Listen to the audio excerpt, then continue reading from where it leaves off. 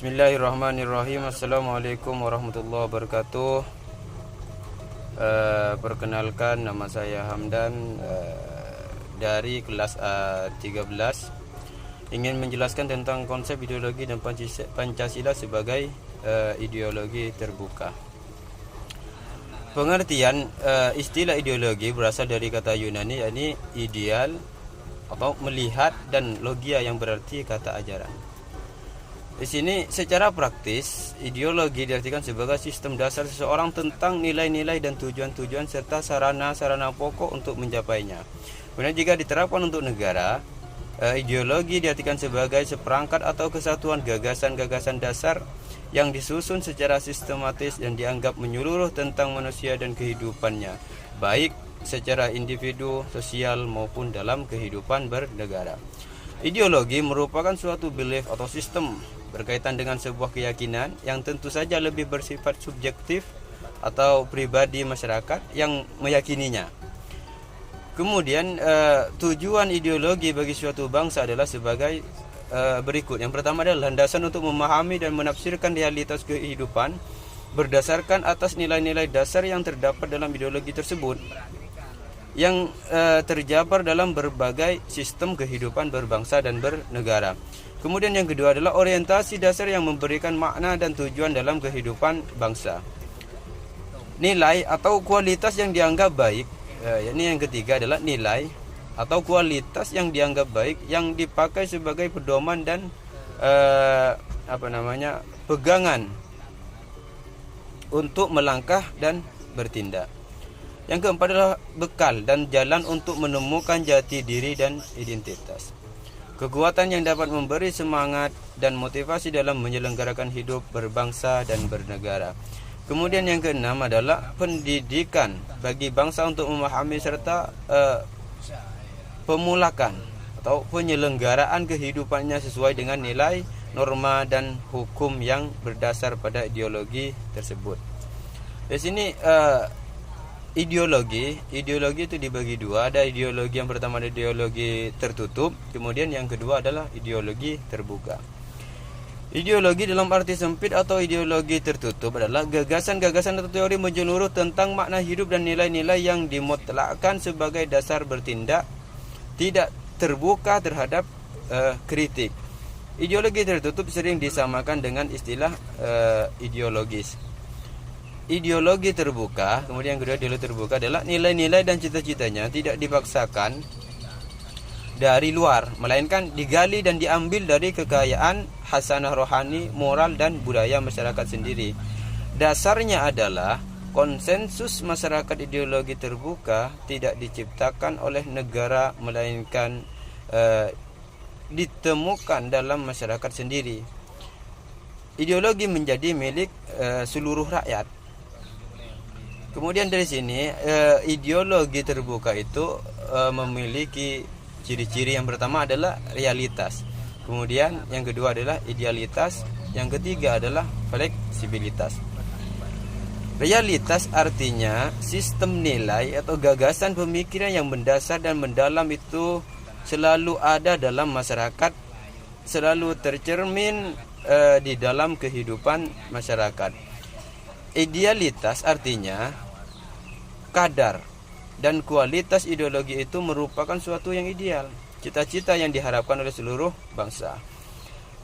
Kemudian idealisme yang terkandung di dalamnya itu mampu memberikan harapan, optimisme, mampu menggugah motivasi pendukungnya, mampu menggerakkan pendukungnya untuk berupaya mewujudkan apa yang menjadi cita-cita ideologi tersebut.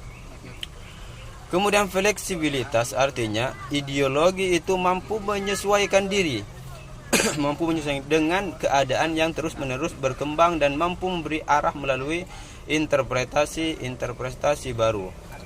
Penafsiran baru ini tentunya tidak boleh bertentangan dengan nilai-nilai dasar sehingga tetap relevan, tetap dibutuhkan, tetap sesuai dengan cita-cita seluruh bangsa. Pancasila adalah ideologi negara yang bersifat terbuka. Pancasila merupakan landasan filosofis yang menjadi dasar negara dan ideologi dari negara kebangsaan Indonesia. Kemudian Pancasila sebagai ideologi atau dasar falsafah bangsa memiliki nilai-nilai dasar yang merupakan nilai intrinsik, nilai yang ada pada dirinya sendiri. Sifatnya masih umum, yakni universal, belum berupa perintah-perintah atau aturan-aturan yang dipakai untuk menyelesaikan persoalan-persoalan yang konkret atau praktis. Agar dapat dipakai sebagai acuan yang konkret, dibutuhkan nilai-nilai instrumental, misalnya dalam bentuk pasal undang-undang dasar dan produk peraturan perundangan yang berada di bawahnya. Nilai utama ideologi Pancasila adalah kebersamaan.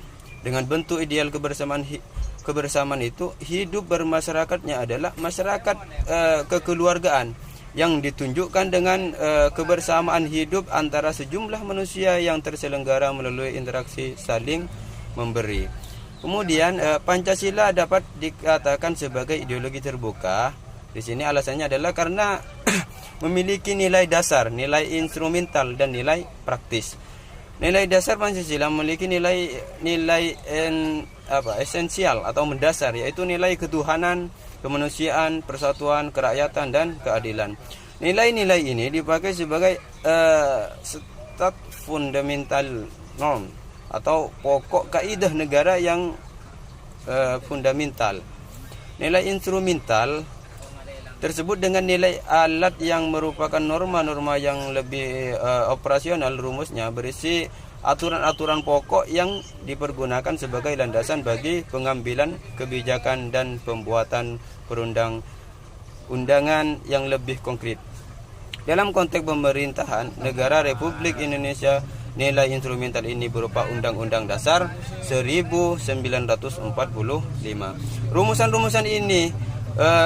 Rumusan nilai instrumental dapat diubah dan disesuaikan dengan perkembangan zaman. Jadi tidak monoton, tidak tetap seperti itu. Bisa diubah, disesuaikan dengan perkembangan zaman. Nilai praktis berkaitan dengan aturan konkret yang dipakai untuk mengatur dan menyelesaikan persoalan-persoalan kehidupan negara yang khusus, berkaitan dengan berbagai yaitu bidang politik, ekonomi, sosial, budaya, hukum, bahkan lain-lain seperti itu. Nilai praktis berupa undang-undang yang dijabarkan dari undang-undang dasar melalui undang-undang sampai peraturan daerah. Semua produk perundangan yang berlaku di Indonesia tidak boleh bertentangan dengan Pancasila sebagai nilainya atau sebagai nilai dasar. Di sini kita dapat memahami bahwa ideologi Pancasila itu dinamakan adalah ideologi terbuka. Ini umum untuk seluruh bangsa Indonesia. Itu saja yang dapat kami sampaikan. Mudah-mudahan bermanfaat. Wabillahi taufiq wal hidayah. Assalamualaikum warahmatullahi wabarakatuh.